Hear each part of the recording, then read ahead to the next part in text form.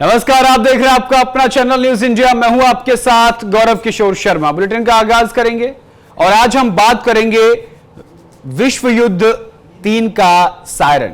क्या यह तृतीय विश्व युद्ध का एक तरीके से आगाज कह सकते हैं, क्योंकि जेरूसलम ये वो जगह है जिसको लेकर ये पूरा विवाद हुआ और जहां से इस युद्ध की शुरुआत हो सकती है। जेरूसलम एक शहर जो 3 धर्मों की आत्मा है, आज बारूद के ढेर पर बैठा है। ईरान और इजराइल के बीच लगातार बढ़ती तनातनी ने पश्चिमी एशिया को एक बार फिर उस मुकाम पर लाकर खड़ा कर दिया है जहां से लौटना इतिहास ने शायद ही कभी देखा हो। यह सिर्फ 2 देशों की लड़ाई नहीं रह गई है, बल्कि यह वैश्विक संतुलन, धार्मिक भावनाओं और भू राजनीतिक समीकरणों का विस्फोट माना जा रहा है। हर बार की तरह एक पक्ष अपनी सुरक्षा की दुहाई देता है तो दूसरा अपने अस्तित्व की। लेकिन सवाल यह है कि सुरक्षा के नाम पर कब तक रॉकेटों की बारिश होती रहेगी? कब तक निर्दोषों की लाशों पर जीत के झंडे गाड़े जाते रहेंगे? क्या कोई भी युद्ध सिर्फ सैन्य ठिकानों तक सीमित रह पाया है? जवाब है नहीं। हर मिसाइल का निशाना चाहे सैन्य हो, लेकिन उसका असर मासूमों की जिंदगियों पर पड़ता है। हम एक ऐसे दौर में हैं जहां महज एक बटन दबाना पूरे शहर को खाक करने के लिए काफी है।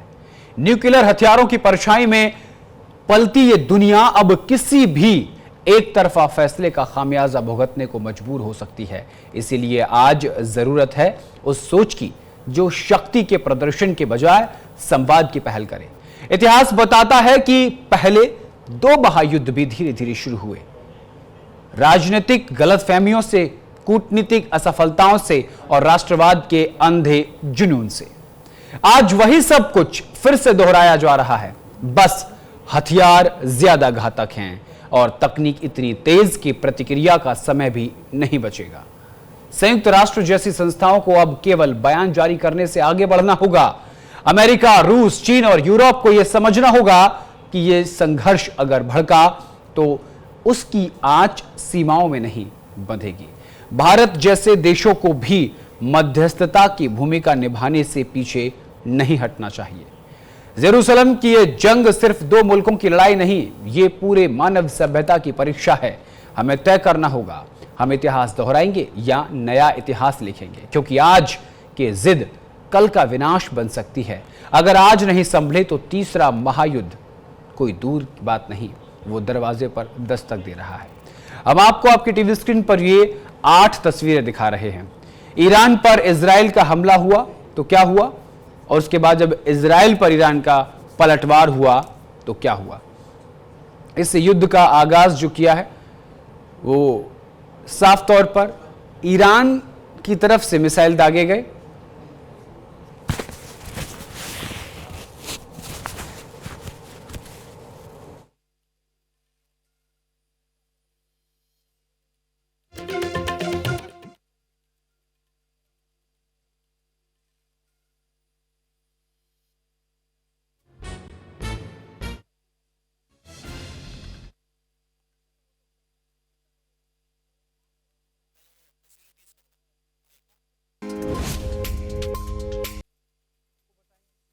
लेकिन ये जो युद्ध है ये आज किस मुहाने पर जाकर खड़ा हो गया है? क्या इस युद्ध से मिडिल ईस्ट में तीसरे विश्व युद्ध का आगाज माना जा सकता है? क्योंकि जो शुरुआती लड़ाई थी वो इजराइल और फलस्तीन के बीच थी, उसके बाद हुती विद्रोही आए, लेबनान, जॉर्डन, ये तमाम देश फलस्तीन के साथ आकर खड़े हो गए। लाल सागर से हुती विद्रोहियों ने आक्रमण करना शुरू कर दिया और अब ईरान ने इस पूरे युद्ध को अपने ऊपर समझ लिया। यह हमें समझना होगा कि आखिर यह सब क्यों हो रहा है। जेरूसलम का वैश्विक महत्व जानना यहां बेहद जरूरी है। वो क्यों है वो भी हम आपको बताएंगे, क्योंकि जेरूसलम 3 धर्मों की एक जगह है जिसके चलते ये युद्ध की आहट शुरू हुई है और ये आज इस कदर आगे बढ़ गया है कि तीसरे विश्व युद्ध के मुहाने पर आकर खड़ा हो गया। जेरूसलम 3 प्रमुख धर्मों यानी इस्लाम, ईसाई और यहूदी का आध्यात्मिक केंद्र है जो आज युद्ध के मुहाने पर खड़ा है। ईरान इजराइल तनाव का विस्तार अब हम आपको बताएंगे आगे। यह सिर्फ दो देशों का संघर्ष नहीं बल्कि एक वैश्विक भू राजनीतिक संकट बन चुका है। युद्ध की कीमत आम नागरिक चुकाते हैं। सैन्य टारगेट होने के बावजूद प्रभाव इसका मासूमों की जिंदगियों पर पड़ता है। न्यूक्लियर हथियारों का खतरा वो हम आपको बताएंगे। न्यूक्लियर हथियारों का खतरा, एक बटन दबाना पूरे शहर को खत्म करने के लिए काफी है। यह तकनीकी युग की सबसे बड़ी चिंता है। आगे बढ़ते हैं। तीसरे महायुद्ध की आशंका अब देखने को मिल रही है। मौजूदा हालात और शक्ति प्रदर्शन की होड़ तीसरे विश्व युद्ध की दस्तक दे रही है। इतिहास की पुनरावृत्ति का भी खतरा यहां देखने को मिल रहा है। पहले दो विश्व युद्ध भी राजनीतिक गलतफहमियों और राष्ट्रवाद के चलते शुरू हुए थे। आज वैसा ही माहौल बन रहा है। संयुक्त राष्ट्र और बड़ी ताकतों की निष्क्रियता यहां देखने को मिल रही है। केवल बयानबाजी से काम नहीं चलेगा। संयुक्त राष्ट्र, अमेरिका, रूस, चीन और यूरोप को सक्रिय पहल करनी होगी। भारत की भूमिका का अगर जिक्र करें तो भारत जैसे देशों को मध्यस्थता और शांति स्थापना में सक्रिय भूमिका निभानी चाहिए, क्योंकि अब शक्ति नहीं संवाद की जरूरत है। आज दुनिया को संवाद की पहल और सहिष्णुता की सबसे ज्यादा जरूरत है। मानव सभ्यता की परीक्षा का यह वक्त चल रहा है। यह संघर्ष सिर्फ क्षेत्रीय नहीं बल्कि पूरी मानवता की परीक्षा बन चुका है। अब हमें तय करना होगा कि हम इतिहास दोहराएंगे या नया इतिहास रचेंगे। चलिए आगे बढ़ते हैं। जेरूसलम जल रहा है। ईरान और इजराइल मिसाइलें दाग रहे हैं। यूक्रेन की जमीन बारूद से भर चुकी है।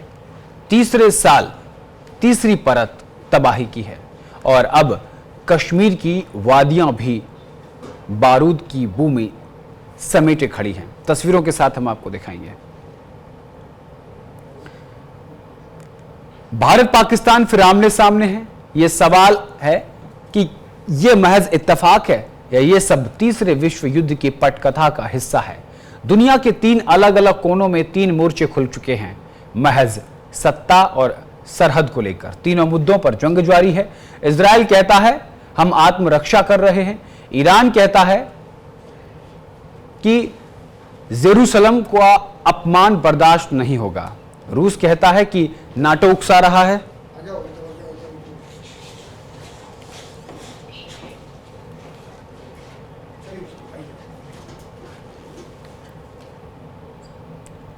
नाटो उकसा रहा है। नाटो कहता है रूस बेलगाम हो गया है। पाकिस्तान कहता है कश्मीर की आवाज दबाई जा रही है। भारत कहता है सीमाओं की रक्षा में कोई समझौता नहीं होगा और इस सब के बीच इंसानियत की सांसें थमी हैं। संयुक्त राष्ट्र की अपील अब केवल शोर बन गई है। तो आज इस पर बहस सिर्फ जंग पर नहीं होगी। आज बहस इस बात पर होगी कि अगर जंग हुई तो कौन जिंदा बचेगा और क्या बचेगा। ये रिपोर्ट दी।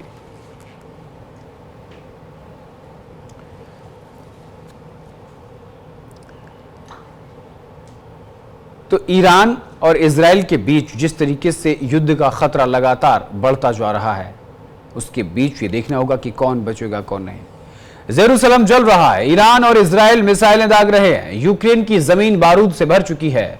तीसरे साल तीसरी परत तबाही की और अब कश्मीर की वादियां भी बारूद की बू में समेटे खड़ी हैं। ये रिपोर्ट देखिए।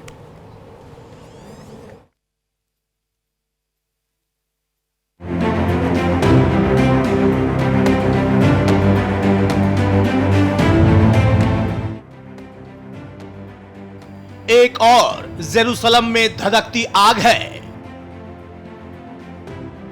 मजहब के नाम पर उठती तलवार बेलगाम है। ईरान के मिसाइल, इजराइल के जवाब। उधर रूस यूक्रेन युद्ध का तीसरा साल। हर मोर्चे पर बिखरा मौत का सवाल। अगर तीसरी जंग छिड़ी तो क्या बचेगा नामो निशान। धुएं में खो जाएगी धरती, मिट जाएगा इंसान। एक शहर जहां कभी दुआओं की गूंज होती थी, आज वहीं बमों की गड़गड़ाहट है। एक जमीन जिसे पवित्र माना गया वो अब जंग का मैदान बन चुकी है। जेरूसलम जहां मजहब की इबादतें होती थीं, अब वहां मिसाइलें बरस रही हैं। ईरान ने हमला बोला, इजराइल ने पलटवार किया और अब यह टकराव सिर्फ दो मुल्कों का नहीं रहा, बल्कि पूरी दुनिया की नजरें इस आग पर टिकी हैं।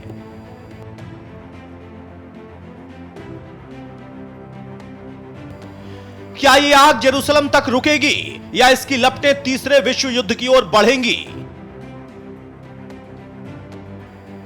ईरान ने क्या कहा? इस बार बदला जरूर लिया जाएगा। ईरान के सुप्रीम लीडर अली खामनेई ने और रिवॉल्यूशनरी गाइड्स कमांडर्स का ऐलान कर दिया है कि इजराइल को इस हमले की भारी कीमत चुकानी होगी। तो वहीं दूसरी तरफ यूक्रेन की धरती भी लगातार थर्रा रही है।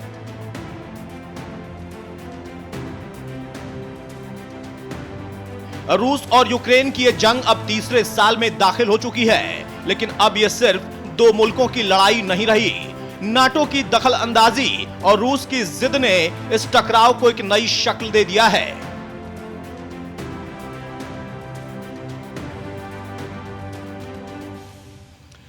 जिसमें अब बारूद की गंध सिर्फ सीमा तक नहीं बल्कि पूरे यूरोप के दिल में फैल चुकी है।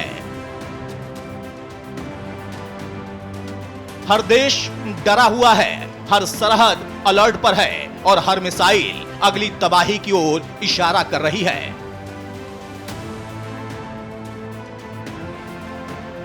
लेकिन बस यहीं तक नहीं है बात, क्योंकि जब दुनिया के एक छोर पर जंग चल रही हो तो दूसरा छोर आखिर कैसे शांत रह सकता है? दक्षिण एशिया यानी भारत और पाकिस्तान के बीच भी तनाव की लपटें एक बार फिर उठने लगी हैं। कश्मीर एक बार फिर सियासी दांव पर है। नियंत्रण रेखा पर गोलियां चल चुकी हैं और बयानबाजी का पारा आसमान छू रहा है। मिडिल ईस्ट के देश निशाने पर Lebanon, Yemen, Syria, Iraq, UAE और सऊदी अरब जैसे कई देश इसकी चपेट में आ सकते हैं। पूरे वेस्ट एशिया में युद्ध का विस्फोटक माहौल बन चुका है। तीन जगह एक ही डर, जेरूसलम में ईरान इजराइल का टकराव, यूरोप में रूस यूक्रेन युद्ध, दक्षिण एशिया में भारत पाक तनाव। इतिहास गवाह है, पहला और दूसरा विश्व युद्ध भी यूं ही शुरू नहीं हुआ था। छोटे छोटे टकराव, क्षेत्रीय रंजिशें,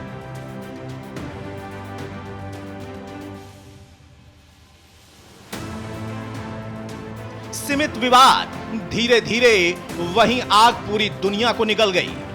आज फिर वैसा ही दौर सामने खड़ा है, जहां एक मिसाइल, एक गलत बयान, एक बटन पूरे मानव सभ्यता के भविष्य को बदल सकता है।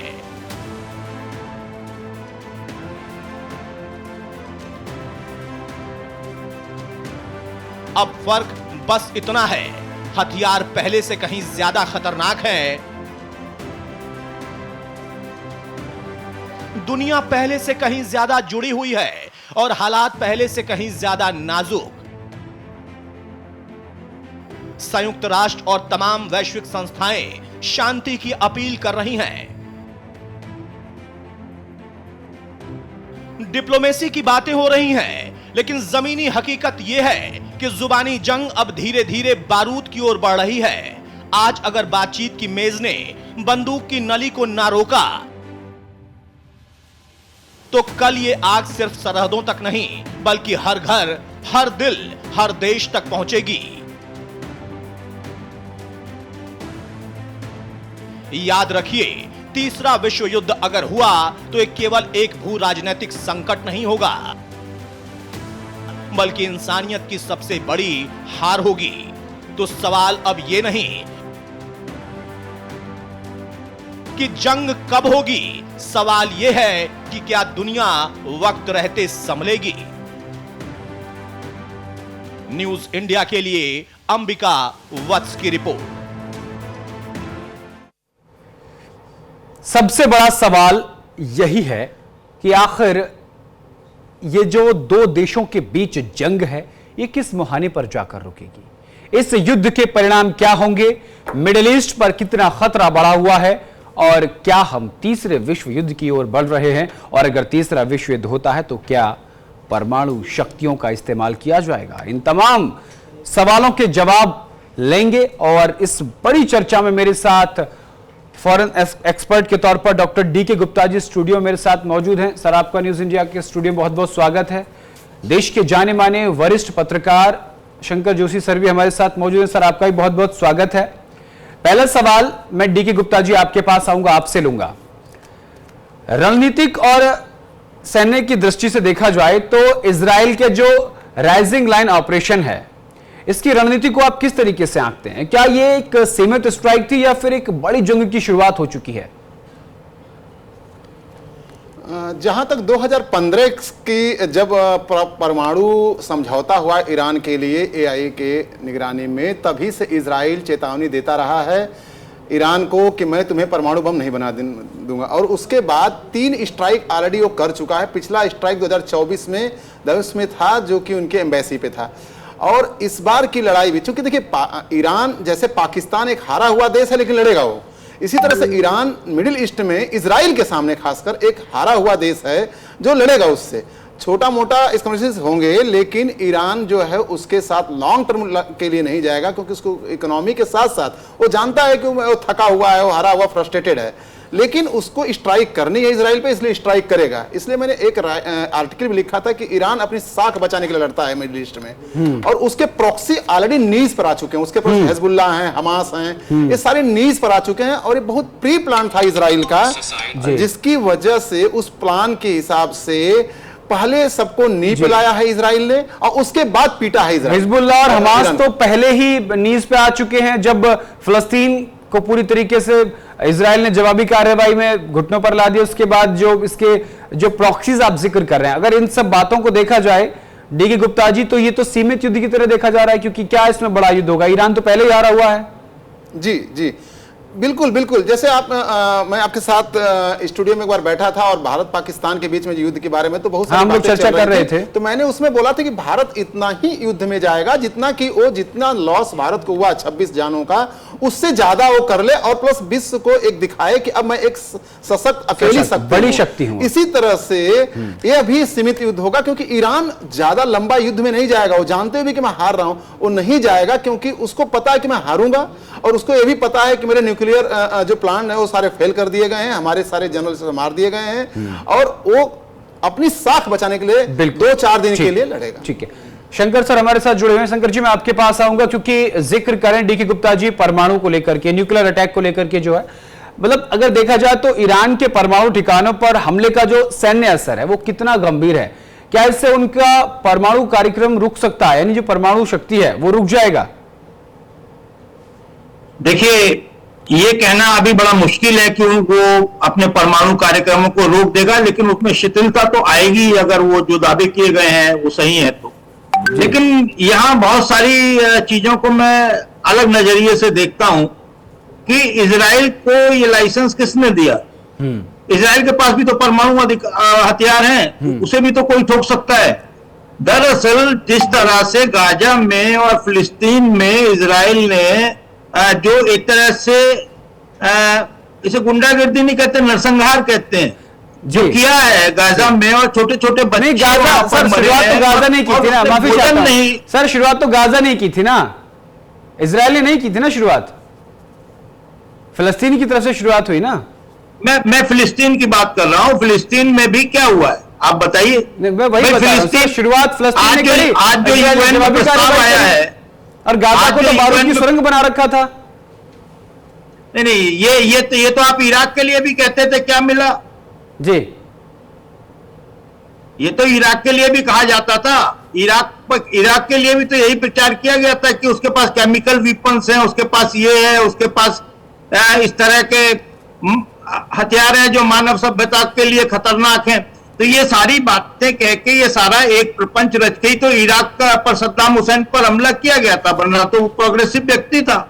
भाई उसके इंटरनल जो भी समस्याएं थी शिया सुन्नी की वो अलग, उसके मुल्क की समस्याएं थी। नहीं लेकिन सर, आपने सर, कहकर सर, मैं माफी के साथ आपको रखूंगा, माफी के साथ आपको। दरअसल फिलिस्तीन ने इजराइल पर अटैक किया, ताबड़तोड़ उनका जो मिसाइल और रडार सिस्टम था, अटैकिंग सिस्टम था, उसको हैक करने के लिहाज से सैकड़ों मिसाइल दागे इजराइल के ऊपर।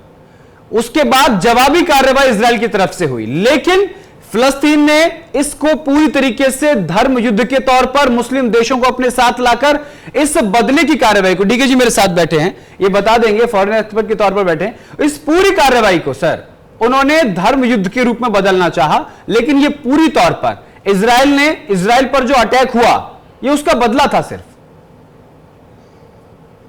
नहीं, ये धर्म युद्ध तो नहीं है। देखिए धर्म युद्ध वही मैं कह रहा हूं, लेकिन कोशिश यही की गई कि इसको धर्म युद्ध बना दिया जाए। आज ईरान अगर इजराइल पर हमला कर रहा है तो वो फिलिस्तीन की वजह से कर रहा है ना।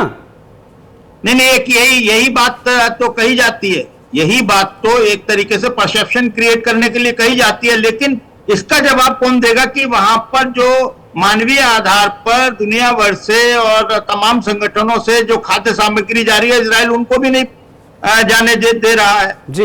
ये भी तो एक बात है, ऐसा नहीं है कि खाली जब हमास के आतंकवादी, मैं आतंकवादी कहूंगा, मस्जिदों को और अस्पतालों को अपने रुकने का ठिकाना बना रहे हैं, बच्चों और महिलाओं को आगे कर रहे हैं, तो क्या कहां मानवीय सभ्यता रह जाएगी? महिलाओं के पीछे खड़े होकर वो इजराइल के नागरिकों को निशाना बना रहे हैं, बच्चों को आगे लाकर बॉम्ब की तरह इस्तेमाल कर रहे हैं। हम चर्चा उसमें कर लेंगे, लेकिन फिलहाल सीधा सर यही था सवाल मेरा। मैं सिर्फ आपके बात पर 1 मिनट लेना चाहूंगा, आधा मिनट जी, कि आज जो मोसाद के ठिकानों पर हमलों की खबर आई है, ईरान ने जो मिसाइलें दागी हैं, जो उसने वहां पर हमले किए हैं, वो इजराइल कह रहा है कि ये रिहायशी इलाकों में है। तो रिहायशी इलाकों में, और यही बात वहां के लिए कही जाती थी, तब क्या आज ये प्रश्न नहीं उठता है कि मोसाद भी उन्हीं की तरह, हमास की तरह और दूसरे लोगों की तरह रिहायशी इलाकों में छुपकर वो अपने आतंक के अड्डे चलाता है? सर ये भी तो कह सकते हैं ना कि कार्रवाइयां करे, चाहे वो करे, चाहे वो ईरान करे। शंकर सर, ये तो पुरानी बात हो गई, लेकिन एक तो तटस्थ सत्य ऐसा कहा जाता है कि everything is fair in love and war. जब युद्ध चल रहा है तो इसमें मानव सभ्यता ना उस वक्त मोसाद के लोगों ने देखी और ना हमास ने देखी। अब बात कर लेते ईरान को लेकर के। अगर ईरान इस तरीके से इजराइल पर मिसाइल अटैक करेगा तो इजराइल तो जवाबी कार्रवाई करेगा ना भाई। नहीं, आज तो इजराइल के जवाब में ईरान ने की ना, उसके बाद जो उसने, वही मैं कह रहा हूं। ठीक है, कोई हल्का हो सकता है, कोई कमजोर हो सकता है, लेकिन जब अस्तित्व का प्रश्न आता है तो वो लड़ता है और आखिरी क्षण तक लड़ता है। ठीक है, तो सर ये बताइए कि क्या इस युद्ध जो चल रहा है मिडिल ईस्ट पर कितना फर्क पड़ेगा? अगर मिडिल ईस्ट के देशों को देखा जाए, मिडिल ईस्ट पर नहीं, पूरी दुनिया पर फर्क पड़ेगा, और खासतौर से भारत पर बहुत फर्क पड़ेगा। हमारे 1 करोड़ लोग ईरान और इजराइल में कार्यरत हैं जी। आज हमें सबसे पहली चिंता उनकी होनी चाहिए कि जिस तरह से वहां पर मिसाइलें नागरिक आबादी में दोनों देश छोड़ रहे हैं जी, उस स्थिति में हम अपने लोगों को कैसे सुरक्षित बाहर निकालें? पहले तो हम अपना घर देखें, और फिर दूसरा, हम निश्चित तौर पर जिस तरह से शाबाश अमेरिका कर रहा है और रूस कर रहा है इधर से कि शाबाश, ये सारे के सारे देखिए धड़ा दुनिया 2 धड़ों में बट रही है। वो पूरी मानवता के लिए खतरा है, इंसानियत के लिए खतरा है, और ये विश्व युद्ध की तरफ जा रहा है, इसमें कोई शक नहीं। ठीक है, भारत को मानवीय पहल करनी चाहिए और भारत ने लगातार मानवीय पहल की है। फिलिस्तीन में भी खाद्य सामग्री भेजी थी। अगर देखा जाए भारत का रुख, तो भारत अमन, शांति और सुकून चाहता, और सर उसी को लेकर के भारत संवाद से समाधान की बात करता है। प्रधानमंत्री नरेंद्र मोदी का भी वैश्विक स्तर पर बड़े बड़े मंचों से यही आया है। आपको याद होगा यूक्रेन से के मिले थे जब, उस वक्त प्रधानमंत्री नरेंद्र मोदी, उस वक्त भी ये बात कही थी कि संवाद से समाधान होगा। रूस यूक्रेन के युद्ध को लेकर जब बात हुई थी, यूक्रेन के राष्ट्र, नहीं, बात बिल्कुल सही है, भारत करता है, लेकिन आज यूएन में वो क्यों वोट डालने नहीं गया? वो क्यों बहिष्कार किया उसने? डिनाई किया, वोट नहीं डाला उसने। भाई सीज फायर के लिए उसे वोट डालना चाहिए था, 129 वोटों से वो प्रस्ताव पारित हो गया है। लेकिन भारत की तटस्थता को इतिहास कभी, देखिए आप तटस्थ रहिए, लेकिन जब सीज फायर की बात है, जब शांति भाईचारे की बात है, तब तो आप बोलेंगे। आप किसके साथ खड़े हैं यही नहीं पता है। आपको क्या लगता है भारत किसके साथ खड़ा है? आपको क्या लगता है भारत किसके साथ खड़ा है ये समझना इस वक्त मेरे लिए बड़ा मुश्किल है, क्योंकि भारत अपने साथ ही नहीं खड़ा हुआ है अभी तो। नहीं, ऐसा नहीं अगर आप देखें तो अमेरिका कहता है तेरे बार इसका जवाब मैंने करवाया। ठीक है, सारे खेल के पीछे ट्रम्प चाचा है। शंकर सर, मैं डीके से जवाब ले लेता हूं। अगर देखा जाए तो इस दोनों युद्ध के बीच में भारत की भूमिका क्या है सर? देखिए, जब भी कोई युद्ध होता है, जैसे पाकिस्तान पर भारत ने ऑपरेशन सिंदूर लॉन्च किया तो 6 से 7 देशों को उसने ब्रीफ किया, और इजराइल ने जब अभी ईरान पर अटैक किया है तो उसने प्राइम मिनिस्टर मोदी साहब को ब्रीफ किया है। ब्रीफ करने का मतलब होता है कि भारत की सहभागिता विश्व में एक बहुत बड़ी हो जाती है, शक्ति के रूप में होती है। और भारत, जैसा कि अभी जोशी साहब बोल रहे थे कि भारत अब्सटेन किया, देखिए भारत एक और वेस्टर्न कंट्रीज में भारत, जो वेस्टर्न अदर कंट्रीज हैं इजराइल को छोड़ के और फ्रांस को छोड़ के, अदर कंट्रीज में अंतर क्या है? इजराइल और फ्रांस ने टेररिज्म का, फ्रांस ने जरा सा और इजराइल ने बहुत ज्यादा मुस्लिम एक्सट्रीमिज्म को झेला है, और वो भारत के दर्द को समझता है। शंकर सर, मैं ये भी बताना चाहूंगा, आप काफी वरिष्ठ हैं, आप बहुत वरिष्ठ पत्रकार हैं, देश के जाने मानी शख्सियत हैं आप। जब ऑपरेशन सिंदूर हुआ तो ऑपरेशन सिंदूर में एकमात्र इजराइल ऐसा देश था दुनिया के नक्शे पर जो भारत के साथ तटस्थता से खड़ा हुआ, क्योंकि डीके जी सही बात बोल रहे हैं। डीके जी साफ तौर पर कह रहे हैं कि सबसे ज्यादा दंश इजराइल ने झेला है आतंकवाद का, तो भारत का रुख तो लगभग साफ इसको समझा जाए। नहीं, बिल्कुल करना चाहिए। जो आपके साथ संकट में खड़ा हुआ है आप उसके साथ खड़े हो जाओ, बिल्कुल, क्या दिक्कत है? तो वही तो कर रहे हैं, लेकिन आप कह रहे हैं भारत को अपना स्टैंड क्लियर करना चाहिए। भारत का स्टैंड क्लियर नहीं, स्टैंड, भारत का स्टैंड क्या है? भारत क्या, दोनों से उसके मैत्री संबंध है, ईरान से भी है, इजराइल से भी है। ईरान उसका कोई शत्रु देश तो है नहीं भारत का। लेकिन सर कूटनीतिक, अगर बात में कूटनीतिक स्तर पे करूं तो कूटनीतिक स्तर पर ईरान ने भारत के प्रति अपनी संवेदना से लेकर के कोई ऐसा बयान नहीं दिया जिससे वैश्विक स्तर पर यह संदेश जाए कि ईरान भारत के साथ आतंकवाद के खिलाफ कंधे से कंधा मिलाकर लड़ खड़ा है। लेकिन इजराइल ने हथियारों से लेकर हर तरीके से साथ दिया। तो आप बताइए, इजराइल ने तो अपने हथियारों का सप्लाई भी पाकिस्तान को देना बंद कर दिया। पाकिस्तान चीन से खरीदता है, टर्की से खरीदता है, लेकिन इजराइल पाकिस्तान को नहीं देता है। सोचिए।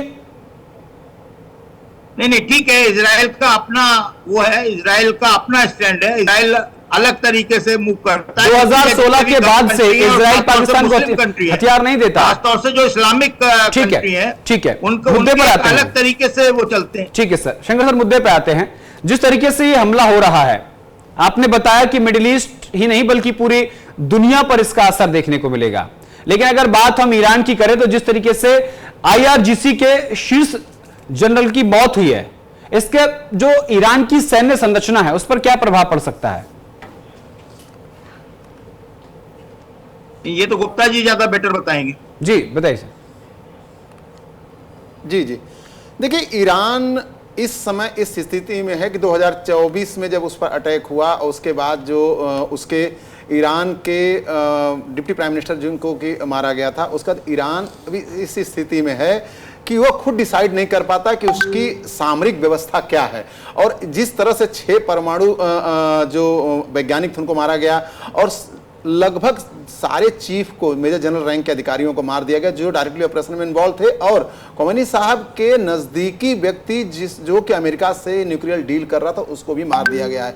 तो इस समय ईरान के पास अभाव है नेतृत्व का, और नेतृत्व के साथ साथ देखिए कतर भी उसके साथ नहीं है, सऊदी अरेबिया भी अंदर अंदर से बिल्कुल। जो संदेश ईरान देना चाहता था कि इसको एक धर्म युद्ध बना दिया जाए तो सभी मुस्लिम देश, जो गल्फ कंट्रीज जो ईरान के साथ खड़े हो जाएंगी, वो कहीं ना कहीं इसमें असफल रहा है। इसीलिए आज अकेला खड़ा है, क्योंकि वो ये समझ रहा है ईरान कि वो गलत कर रहा है और गलत के साथ खड़ा है वो।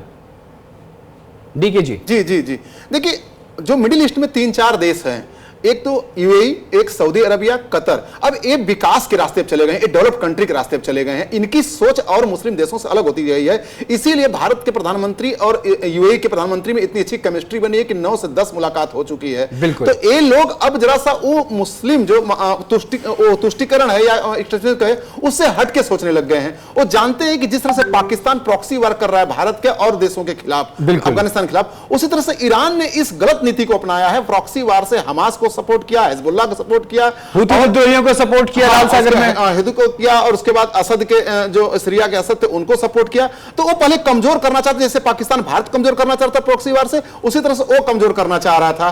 तो इसके साथ साथ आप जो है लोगों से कट जाते हैं, निगेटिव जो आपकी राष्ट्रीय नीति होती है उससे आप विश्व समुदाय से कट जाते हैं। और ईरान कटता, देखिए भारत का संबंध ईरान से बहुत अच्छा है। 2018-19 के बाद भारत जो है नहीं तेल खरीद रहा है क्योंकि अमेरिका ने उस पर सैंक्शन लगा दिया है, लेकिन ईरान हमारे लिए बहुत फायदेमंद देश रहा है। लेकिन भारत यह भी जानता है कि हम किसी भी रूप में अगर हम आतंकवाद का और प्रॉक्सी वार का सपोर्ट करेंगे वो हमारे पर ही भारी पड़ेगा और दुनिया के मजबूत देश एक न एक दिन मुझसे कट जाएंगे, जैसे आज फ्रांस और इजराइल भारत के साथ खड़े हैं। बिल्कुल, डेफिनेटली। तो शंकर जी मैं आपके पास आऊंगा।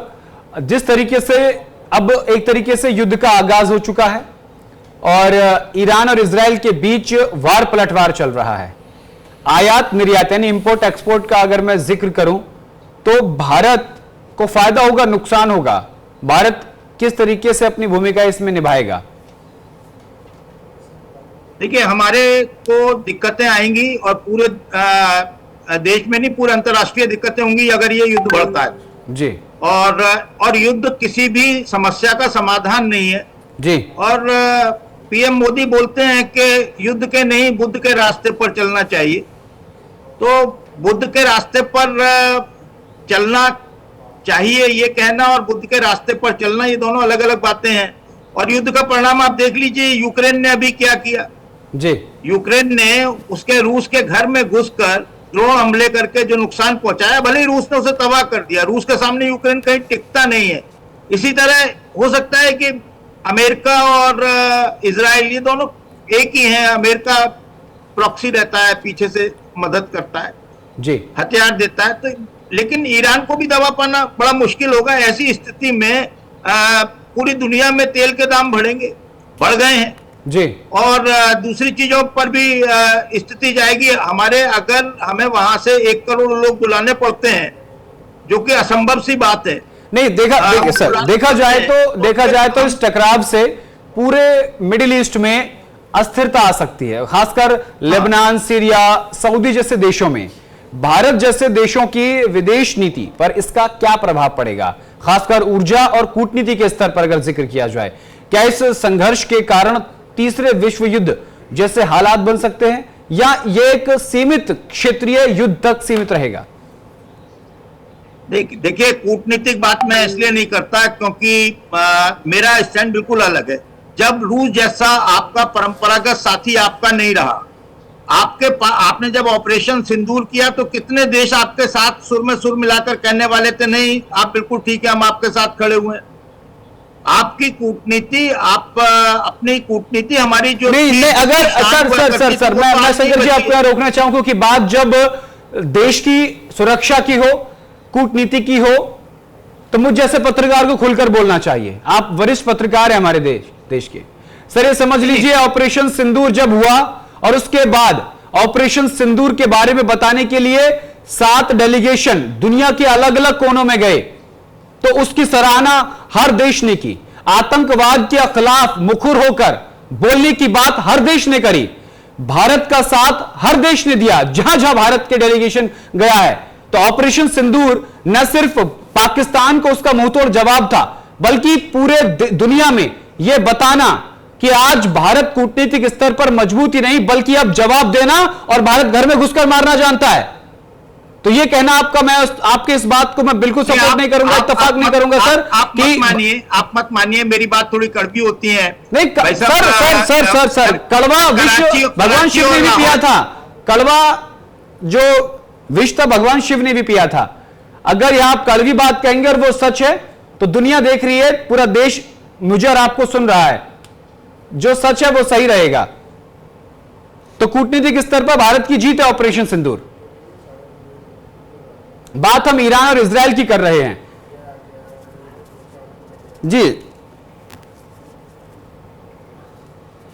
हमारे साथ स्टूडियो में डीके जी बैठे हैं। गुप्ता जी मैं आपके पास आऊंगा। डीके जी देखिए, बात हम कर रहे थे अभी शंकर जी से कि किस तरीके से जो मिडिल ईस्ट में युद्ध चल रहा है उसका वैश्विक स्तर के साथ साथ भारत पर क्या प्रभाव पड़ेगा, खासकर मिडिल ईस्ट के देशों पर? देखिए, मिडिल ईस्ट के देशों पे उस पर ज़्यादा प्रभाव नहीं पड़ने वाला, क्योंकि मिडिल ईस्ट के देश जो हैं ऐसे रोज आते युद्ध के आदी हो चुके हैं। वो इजराइल से आज से नहीं, बहुत सालों से लड़ रहे हैं और वहाँ पे कुछ न कुछ चलता रहता है। और विश्व में दो फ्रंट हैं, एक ईस्ट और वेस्ट। ईस्ट का जो मुखिया कभी रसिया हुआ करता था, आज चाइना और रसिया होने की कोशिश कर रहे हैं। और मिडिल ईस्ट एक प्रयोगशाला है पश्चिमी देशों का अपने हथियार बेचने का। वहां पे किसी न किसी तरह से, चाहे सीरिया में, चाहे सूडान में, चाहे कहीं न कहीं युद्ध करवाया जाता है। और इजराइल तो मतलब एक प्रकार से अपने जो अपने लिए लड़ रहा है और पिछले कई सालों से लड़ रहा है, तो मिडिल ईस्ट चूंकि इसका आदी हो चुका है, इसलिए उस पर ज्यादा प्रभाव नहीं पड़ेगा। हाँ, रही भारत पर, देखिए भारत पर प्रभाव क्या पड़ेगा कि भारत अभी ईरान से तेल लेता नहीं है और तेल ऑलरेडी पहले दिन ही जो है ब्रेंट ऑयल जो है वो 13% बढ़ चुका है। अब $2 अगर बढ़ता है बैरेंट का, तो भारत में ऑयल कंपनियों को ₹1 पर लीटर का लॉस होता है। शेयर गिर चुका है, एयर रूट्स हमको बदलने पड़ सकते हैं। बिल्कुल। और उसके बाद अभी देखा भी हमने, एयर इंडिया की एक फ्लाइट जो महाराष्ट्र से लंदन के लिए जाती है, वो ईरान और इजराइल के युद्ध के चलते वापस लौटा ली जाती है। तो इसका एविएशन पर भी सीधा सीधा फर्क पड़ेगा और सीधा नुकसान है। जी जी। और दूसरा है कि जो हाउदीज हैं, जो रेड सी में एक्टिव हैं, उनके वजह से भारत पहले से ही परेशान है। और उसकी वजह से क्या हो रहा है कि भारत जो रसिया से तेल मंगा रहा है, वो जो है केप से मंगाता है, रास्ते से, वहां से नहीं मंगाता है। और लेकिन अगर इस युद्ध में अगर ज्यादा एस्केलेट होता है, अगर हॉर्मुज अगर जो स्ट्रेट है अगर वो बंद हो जाता है, तो भारत का 40% ऑयल उसी रूट से आता है, तब भारत के लिए मुश्किलात बढ़ जाएंगी। हाँ, लेकिन मुझे जहां तक as a defence expert, as a foreign expert जो लग रहा है कि युद्ध साख बचाने के 2-4 दिन ईरान लड़के अपनी साख बचा रहे, ताकि अपनी मीटिंग में लोगों को बोल सके कि मैं भी लड़ा भाई, बस यही होगा और कुछ होगा नहीं, क्योंकि इजराइल को अच्छा, इस बात को करें, आपके अनुसार कौन सा पक्ष अब रणनीतिक बढ़त में है, ईरान या इजराइल? रणनीतिक बढ़त की बात कर रहा हूं मैं। देखिए, वहां पे एक वो है कि एक तरफ जो है बोल्ट 100 मीटर की दौड़ लड़ रहा है और एक तरफ जो है मतलब कोई नौसिखुआ बच्चा जो 100 मीटर की दौड़ रहा है। इजराइल के सामने बढ़त का कोई सवाल ही नहीं पैदा होता है, क्योंकि इजराइल के साथ अमेरिका खड़ा है, फ्रांस खड़ा है, जर्मनी खड़ा है, मतलब यूरोप के सारे ही देश खड़े हैं, यूके खड़ा है। फ्रांस ने यहां तक बोल दिया कि अगर जरूरत पड़ेगी तो हम तुरंत जाएंगे सेना लेके वहां पे। तो अब बढ़त का तो अगर आपकी बात को देखा जाए तो क्या इजराइल का उद्देश्य केवल ईरान की जवाबी क्षमता को निष्क्रिय करना था, या इसमें कोई रिजाइम चेंज की मंशा भी दिखती है ईरान के अंदर? हाँ नहीं, इजराइल तो देखिए, इजराइल तो हमेशा चाहेगा और वेस्टर्न कंट्री हमेशा चाहेंगे कि ईरान में सत्ता परिवर्तन हो, और वो इंटेलिजेंस के स्तर पे होता है, वो मोसाद का काम और उनके एजेंसीज का काम है। वो तो हमेशा हर देश दूसरे देश में दखल देना चाहता है। लेकिन अब यहाँ पे जो रेटिलेशन की बात है, तो इजराइल का एक ही बड़ा उद्देश्य है कि ईरान चूंकि उधर का मुखिया राज्य है, जो उनके लेबनान वगैरह उस देशों से घिरा हुआ है, ईरान को इतना कमजोर कर दो, उसकी परमाणु क्षमता को नष्ट कर दो और मौका मिले तो उसको धराशायी कर दो। और वो कर चुका है। अब वो होता है कि अब ईरान का जो इनरिचमेंट है वो आगे नहीं बढ़ पाएगा, इतना वो है। अगर ये रिटिलेट करेंगे तो वो अभी आज ही उनके जो है उन्होंने बोला है कि आज हम अगर उन्होंने किया तो हम आग बना देंगे तेहरान को, आग के गोले से भर देंगे। तो वो कर भी देंगे, क्योंकि उन्होंने 1440 को मारा था 2023 में जी, और उसका कम से कम 50 मतलब गुना, मतलब इसमें 60,000 जा चुका है, वो मार चुका है। और गाजा में किसी को आने भी नहीं दे रहा, इवन अमेरिका को हस्तक्षेप नहीं करने दे रहा है इजराइल। बिल्कुल, अगर हाँ बिल्कुल आपने सही कहा।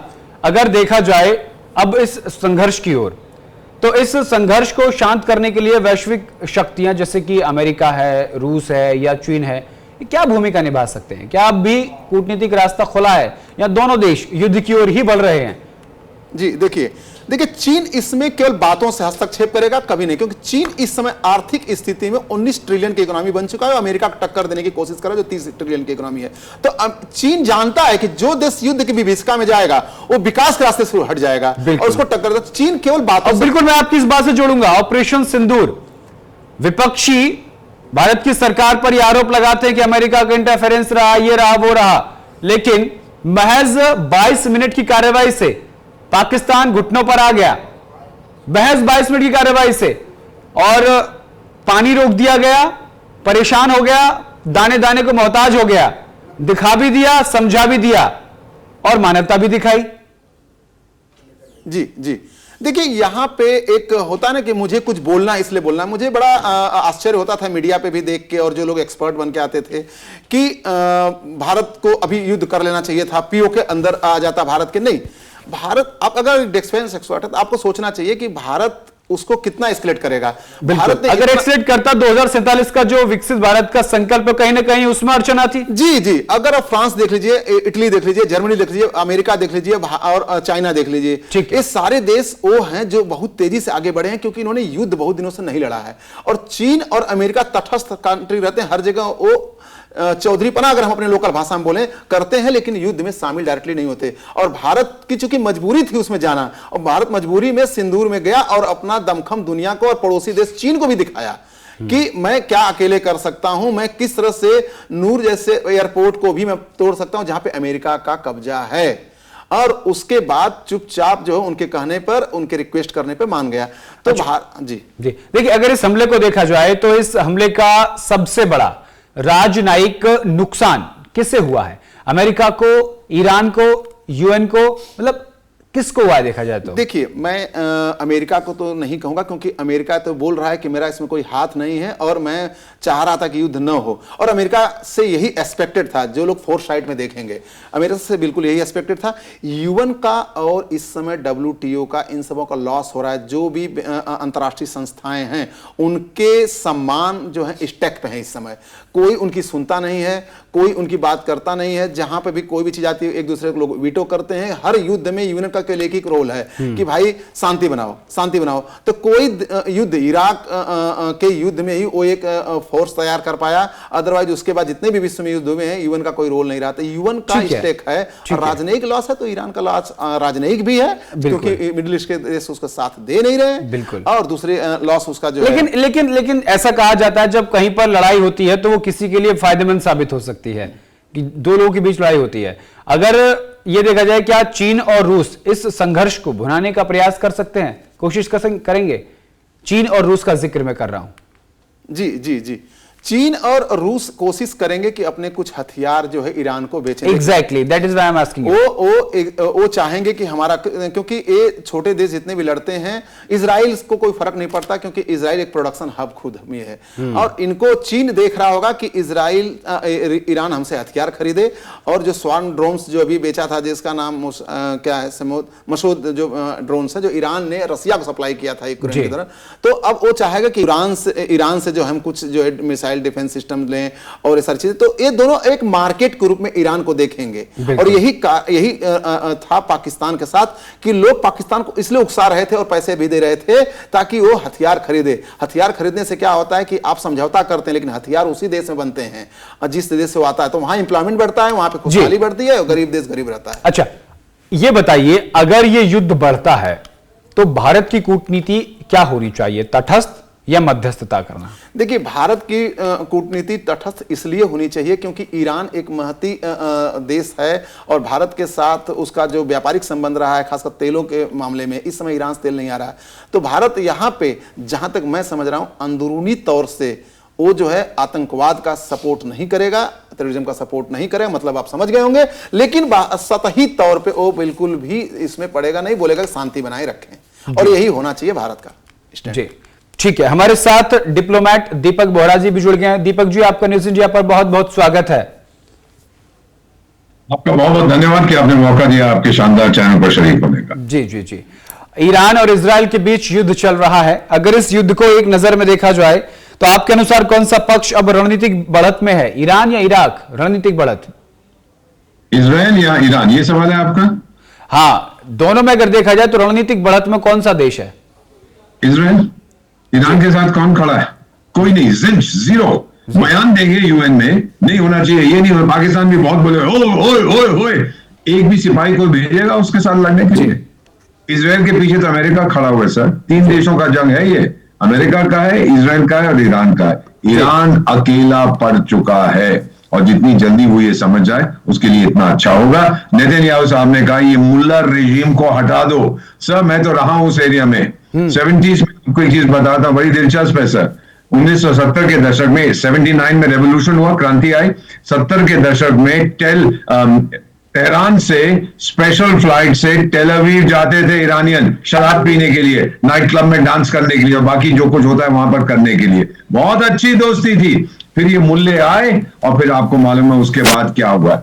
और ये एक सवाल सर अगर आप दे सकें, आपके विशेषज्ञ मुझे दे सकें, मैं आभारी होऊंगा। क्यों नफरत करते हैं ये जो मुल्ले हैं सर? सर मैं सर एक चीज चाहता हूं आपसे कि एक नेशनल चैनल है और भाषा की मर्यादा के साथ मैं चाहता हूं कि आप अपनी विश्लेषणात्मक बातें रखें। नहीं मैं सर, मुझे आप सबक ना दें सर, 52 साल हो गए मुझे डिप्लोमेसी में। I know what I am saying sir. Thank you. आपकी उम्र उतनी नहीं है जितने साल मैं रहा हूं बिल्कुल in diplomacy. So thank you for giving me guidance. I can leave if you want me to sir. No please continue. I am just asking please. मैं जो कह रहा हूं कि ये मुल्ला रेजिम, अपने आप कहते हैं मुल्ला, ये जो मुल्ला रेजिम आई है वो क्यों इतनी नफरत करता है? यहूदियों से नफरत करते हैं या इजराइल से नफरत करते हैं?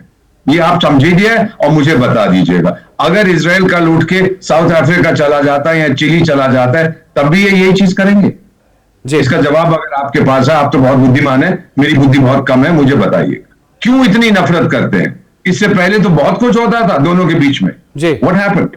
नहीं सर ये तो जेरूसलम को लेकर देखिए, मैं शुरुआत में जाना चाहता हूं क्योंकि आप वहां रहे हैं, आपको चीजें ज्यादा पता हैं। शुरुआत में जाना चाहता हूं जेरूसलम को लेकर, इसको एक धर्म युद्ध बनाने का प्रयास किया गया। ये जो झगड़ा था, मेरा सवाल अलग है सर जी। अगर इजराइल मान लीजिए चंद्रमा पर चला जाता है जी, तो फिर ये मुल्ले फिर भी उतनी नफरत करेंगे? इजराइल से नफरत करते हैं या यहूदियों से? जी डीके जी, ये आप बता दीजिए। जी ठीक है, फॉरेन एक्सपर्ट हमारे साथ बैठे। डीके जी, बहुत सही सवाल है और बहुत एक लाइन में बहुत कुछ बोल गया। अगर मैं बोलूंगा तो पक्षपात वाली बात आ जाएगी। मैं चाहता हूं का जवाब आप दें क्योंकि वो जो सवाल उनका है वो बहुत मतलब डिप्लोमेट है और डिप्लोमेटिक सवाल उन्होंने कर दिया है। तो मैं चाहता हूं डीके गुप्ता जी आप इस सवाल का जवाब दें। उनका सीधा है कि इजराइल से इतनी नफरत क्यों? देखिए, एक बात तो सबसे पहले मैं श्री दीपक बोहरा जी को नमस्कार करता हूं। मैं आपका बहुत ही क्या बोलते हैं रहा हूं और आपका जो स्माइल है मुझे एक पॉजिटिविटी देती है। और मैं जब भी आपके चैनल पे आपके साथ रूबरू होता हूं अपने घर में बैठ के, सर बहुत बहुत नमस्कार आपको। और आपका सर जो एक्सपीरियंस रहा है वो बहुत ही एक नोन है पूरे इंडिया को। हाँ, रही बात मैं बोहरा सर से बिल्कुल ताल्लुक रखता हूँ इस मैटर पे कि इस इजराइल का नफरत मतलब इस तरह से नहीं है कि वो यहूदी है क्या है। इजराइल जिस तरह से अपने लोगों की रक्षा के लिए मुस्लिम देशों को आसपास पीटा है, मैं देखिए लोकल भाषा में बोल रहा हूं, जिस तरह से पीटा है और जिस तरह से विश्व समुदाय ने उसका साथ भी दिया है, मैं उसको सपोर्ट भी करता हूं। क्यों? क्योंकि किसी भी चीज के को आप केवल रिलीजन से न जोड़ दिया जाए। क्योंकि क्या होता है मुसलमानियत में, क्या होता है कि जो कुछ देश जैसे हम जो विकास के रास्ते पे जा रहे हैं, यूएई है, सऊदी अरबिया है, कुछ देश ऐसे हैं, कतर हैं, जो अच्छे रास्ते पे जा रहे हैं और वो विकास के लिए बहुत सारी अपनी उसको भी रूढ़ियों को भी छोड़ रहे हैं। उनके अलावा बहुत सारे देशों में एजुकेट किया जाता है लोगों को कि लड़ोगे, पिटोगे, इनको मारोगे और अल्लाह के पास जाओ, अल्लाह ही सब सपोर्ट कर। नहीं, देखिए हमारे भी भगवान हैं, लेकिन भगवान हमको शक्ति देते हैं पॉजिटिविटी के लिए। ये तो आपका जवाब था। अब मैं दीपक जी सर आप ही से पूछना चाहता हूं, आपको क्या लगता है इजराइल से इतनी नफरत की वजह क्या है ईरान की? क्योंकि शुरुआत तो फलस्तीन के साथ युद्ध हुई, उसके बाद इन्होंने अपना प्रॉक्सी वॉर शुरू किया और अब खुलकर ईरान सामने आ गया। इसका जैसा आपने कहा इतिहास में वापस जाएं एटसेट्रा, उसमें मैं नहीं जाना चाहता जी। क्या इजरायलियों को, यहूदियों को जीने का अधिकार है कि नहीं? मैं बैठा हुआ हूँ सर, प्रोफेसर साहब 2005 में मैं सूडान खार्तूम में बैठा हूँ, आपका राजदूत हूँ। वो महमूद अहमदीनेजाद जो थे ईरान के राष्ट्रपति थे उस टाइम पे, अभी तो जेल में बैठे हुए हैं, वो आके कहते हैं कि इजराइल को जीने का अधिकार नहीं है, यहूदियों को जीने का अधिकार नहीं है, उनको दुनिया से मिटा दो। क्या मतलब है इसका sir? I walked out of the dinner. What are you talking about? इनको अधिकार नहीं? भारत ने तो इनको शरण दी है, कई देशों ने शरण दी है। बिल्कुल पुराना इतिहास है सर, पुराना इतिहास है, बिल्कुल सही कह रहे हैं आप। कितना पुराना है, यही तो सवाल मैं आपसे पूछ रहा हूं। 1 करोड़ साल पुराना है। अगर इजराइल उठ के चंद्रमा पर चला जाता है फिर क्या होगा? आपकी नफरत यह है ईरान की। और सर कितनी जो जंग होता है, प्रोफेसर साहब ये जानते हैं, मैं आपसे पूछता हूं सर, मेरी समस्या है पाकिस्तान के साथ, बॉर्डर है हमारा, कॉमन बॉर्डर है, चीन के साथ कॉमन बॉर्डर है, चीन का वियतनाम के साथ है कॉमन बॉर्डर है, वेनेजुएला का कोलंबिया के साथ है कॉमन बॉर्डर है। अरे ईरान तो 2000 किलोमीटर दूर है। बेगानी शादी में अब्दुल्ला दीवाना, आपको क्या तकलीफ है वहां? वही मैं कह रहा था सर, शुरुआत मेरी उसी से हुई थी। आपने कहा कि मैं इतिहास में नहीं जाना चाहता, मैं वही तो शुरुआत में कह रहा था कि युद्ध तो फिलिस्तीन के साथ था, ये प्रॉक्सी वॉर करा। और जो आपने कहा बिल्कुल ठीक कहा, यहूदियों से जो इनकी नफरत है वो साफ तौर पर दिख रही है, और उसी को लेकर के ये पहले प्रॉक्सी वॉर और अब आमने सामने की जंग शुरू कर दी है। और इसका सीधा नुकसान मिडिल ईस्ट को हो रहा है सर। 100% नुकसान होगा उनको, ईरान को कोई फर्क नहीं पड़ता। जितने मिडिल ईस्ट के देश है, मेरा मानना है, जो अरब देश है, ईरान तो अरब नहीं है सर, समुदाय जो मुस्लिम है इज्जत करते हैं। उनका लीडर कौन है सर? शायद प्रोफेसर साहब बताएंगे। ईरान कहता है मैं हूं, पाकिस्तान कहता है चुप मेरे पास न्यूक्लियर हथियार है, मैं हूं। टर्की कहता है ऑटोमान मैं हूं, ईरान कहता है मैं हूं, मिस्र कोने पे बैठा हुआ कहता है बेवकूफों मैं हूं। कौन है लीडर सर? मेरे को याद है जब सर प्रोफेसर साहब मैं पढ़ता था ना, गुप्ता साहब 1976 में यूनिवर्सिटी ऑफ सॉर्बोन पेरिस में पढ़ाई कर रहा था। यासिर अराफात का नाम याद है आपको सर? पीएलओ के जो लीडर थे, वहां के भाषण देके हमको क्या कहते हैं, कल इजराइल, जब तक इजराइल है हम मिलके लड़ेंगे, जब इजराइल चला जाएगा हम आपस में लड़ेंगे। ये हमारी मेंटालिटी ये है कि हम लड़ते रहें सर। अगर ये बात है, मैं आपस में लड़ते रहेंगे, व्हाट्स द सॉल्यूशन? मध्यस्थता करते हैं, कौन मध्यस्थता करेगा? बिल्कुल दीपक सर, मैं गुजारिश करूंगा अगली बार जब हम इस मुद्दे पर चर्चा करेंगे तो शुरुआत से ही मैं आपके साथ जुड़ जाऊं, ताकि हम अपने दर्शकों को आपकी जो अथाह ज्ञान है इस विश्व के परिदृश्य को समझने का, उसको हम आपके साथ चर्चा करने में बड़ा मजा आएगा। और हम जाएंगे उस इतिहास की गर्त में भी जाएंगे अगली चर्चा में, कि आखिर क्यों यहूदियों से ईरान के लोग, या फिर मैं कह सकता हूं कि वहां के मुस्लिम लोग यहूदियों से क्यों इतनी नफरत करते हैं। देखा जाए तो, अगर इकोनॉमिकली देखा जाए तो आज यहूदी बहुत स्ट्रांग हैं इस दुनिया में। मैं सिर्फ एक देश की बात नहीं कर रहा, मैं अमेरिका की बात कर, अमेरिका की इकोनॉमी यहूदियों पर डिपेंड है। गूगल देख लीजिए, बड़ी से बड़ी चीज देख लीजिएगा। मैं आपके साथ चर्चा करूंगा क्योंकि बहुत काबिल और ज्ञानी व्यक्ति मेरे लिए बड़े सौभाग्य की बात होगी, लेकिन हम अगली चर्चा में आपके साथ जुड़ना बहुत पसंद करूंगा। फिलहाल आपने न्यूज इंडिया के लिए समय दिया दीपक सर, बहुत बहुत शुक्रिया। डीके गुप्ता जी आपका भी बहुत बहुत आभार। तो पूरी चर्चा का लबोलुआब यही है कि आखिर ईरान इजराइल से इतनी नफरत क्यों करता है, बेगानी शादी में अब्दुल्ला क्यों दीवाना बना हुआ है। जब लड़ाई फिलिस्तीन से थी तो फिर बीच में ईरान 2000 किलोमीटर दूर बैठा इजराइल से क्यों लड़ रहा है, प्रॉक्सी वॉर क्यों शुरू कर रहा है। ये बड़े सवाल हैं। आखिर यहूदियों को क्यों मिटाना चाहते हैं, ये कई बड़े सवाल हैं। और अगर ये युद्ध ऐसे ही आगे बढ़ता रहा तो वो दिन दूर नहीं जब मिडिल ईस्ट के कई देशों को नुकसान होगा, बल्कि ये दुनिया, मिडिल ईस्ट तीसरे विश्व युद्ध की ओर आगे बढ़े, क्योंकि इस दुनिया के नक्शे पर 3 अलग अलग मोर्चों पर युद्ध चल रहा है। कुछ मित्र देश हैं, कुछ शत्रु देश हैं। फिलहाल के लिए विश्व युद्ध 3 का सायरन क्या बज चुका है, इस सवाल का जवाब हम जनता पर छोड़कर जाते हैं। फिलहाल के लिए इस कार्यक्रम में इतना ही। देश दुनिया की तमाम बड़ी और अहम खबरों के लिए देखते रहिए न्यूज इंडिया।